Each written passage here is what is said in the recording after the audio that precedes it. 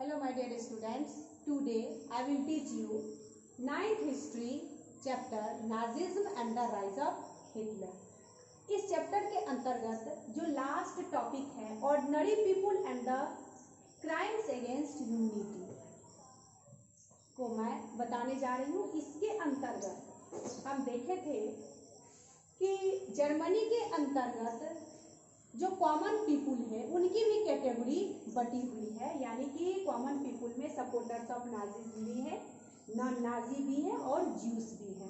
तो previous video में मैं सपोर्टर्स ऑफ नाजी के बारे में बताई थी, जिसमें मैं ये बता चुकी थी कि जर्मन में जो रहने वाले नाजी के सपोर्टर्स थे उनकी थिंकिंग हिटलर के प्रोपेगेंडा के प्रति यानी हिटलर के आइडिया के प्रति क्या सब थी।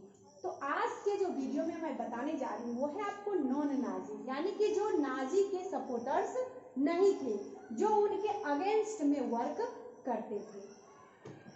तो नॉन नाजी जितने भी होंगे आपको ध्यान में होगा कि हिटलर्स के लिए नॉन नाजी एक प्रकार के अनडिजायरेबल्स ग्रुप्स थे और इस अनडिजायरेबल्स ग्रुप्स को वो देखना पसंद नहीं करते थे। किसी कारणवश उनको वहां से उठा करके गेटोज के अंदर डाल देते थे और धीरे धीरे करके उनको मारते चले जाते थे।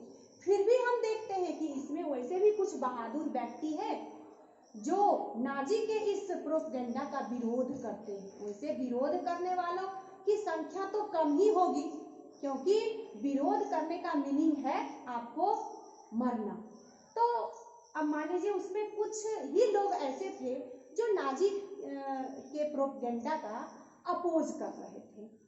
तो अब हम यहाँ पे देखेंगे, कहते हैं organised active resistance against Nazi bravery police repression and death. क्योंकि वो तो समझ रहे थे कि अगर मुझे किसी कारणवश अगर उनके अपोजिशन का पता हिटलर को चला जाता है तो मुझे पुलिस के रिप्रेशन से भी कोई नहीं बचा पाएगी और अंत में मुझे मौत के घाट उतार दी जाएगी। फिर भी वो ऐसे कुछ बहादुर थे जो नाजी पार्टी के प्रोपेगेंडा का विरोध कर रहे थे।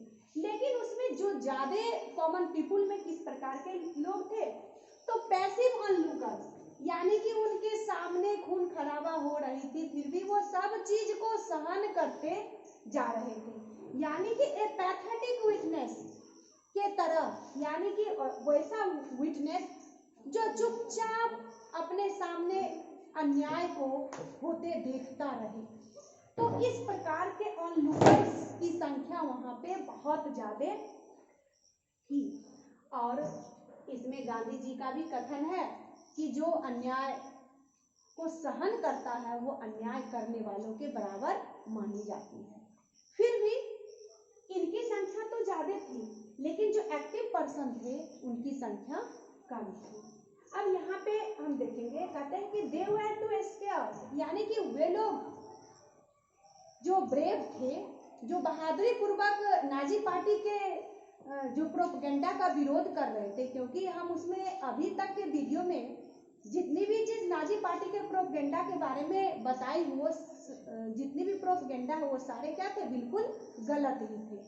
फिर भी यहाँ पे वो लोग इसका अपोज करने से क्या हो रहे थे, डर रहे थे। To act, to differ, to protest, यानी कि प्रोटेस्ट करने से डर रहे थे। तो इसमें एक राइटर है पेस्टर निमोलर, इनके अगेंस्ट में एक पोयम को लिखे हैं जिसमें कि मूविंगली अबाउट दिस साइलेंस, उस साइलेंस का लोगों जो चुप बैठे हुए थे उसका क्या काउज था, तो एक पोयम के तहत वो बताने जा रहे हैं।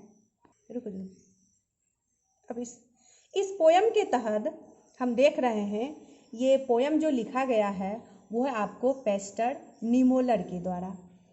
तो इसमें लिखा गया है कि first they came for the communist, well I was not A communist so I said nothing. यानी कि इस पोयम के तहत बताया जा रहा है कि सबसे पहले ज्यूस पार्टी, यानी कि जो नाजी के सपोर्टर्स थे वो सबसे पहले वहाँ पे कम्युनिस्ट को लेने आए। तो कम्युनिस्ट को जब लेने आए तो मैं कहा कि आई वॉज नॉट अ कम्युनिस्ट, मैं कम्युनिस्ट नहीं हूँ। सो आई सेड नथिंग, मैं कुछ भी नहीं बोला।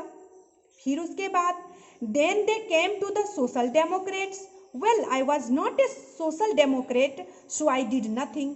जब दोबारा नाजी पार्टी के सपोर्टर्स जब सोशल डेमोक्रेट्स को जब लेने पहुँचे तो उस समय भी मैं कहता हूँ कि मैं सोशल डेमोक्रेट्स नहीं हूँ, इसीलिए मैं उस समय भी कुछ नहीं बोल सका। थर्ड में जो है then they came for the trade unionist but I was not a trade unionist.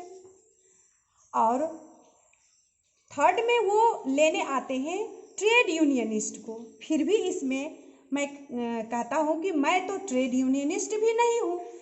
तो उस समय भी हम लोग क्या रहते हैं, चुप रह जाते हैं। फिर and then they came for the Jews, तब बाद में जो नाजी पार्टी के सपोर्टर्स हैं वो ज्यूस को लेने पहुंचते हैं। और जब ज्यूस को लेने पहुंचते हैं तो फिर बट आई वॉज नॉट ए ज्यू सो आई डिड लिटिल, मैं तो ज्यूस नहीं हूँ इसीलिए मैं कुछ भी नहीं बोल सका, मैं चुप रहा। यानी मेरे सामने अन्याय हो रहा था लेकिन फिर भी मैं चुप था।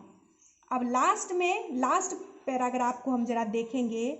Then when they came for me, लेकिन अब यहाँ पे देखेंगे कि लास्ट में वही व्यक्ति नाजी पार्टी के सपोर्टर्स मुझको लेने आए, यानी मुझको कैप्चर करने आए।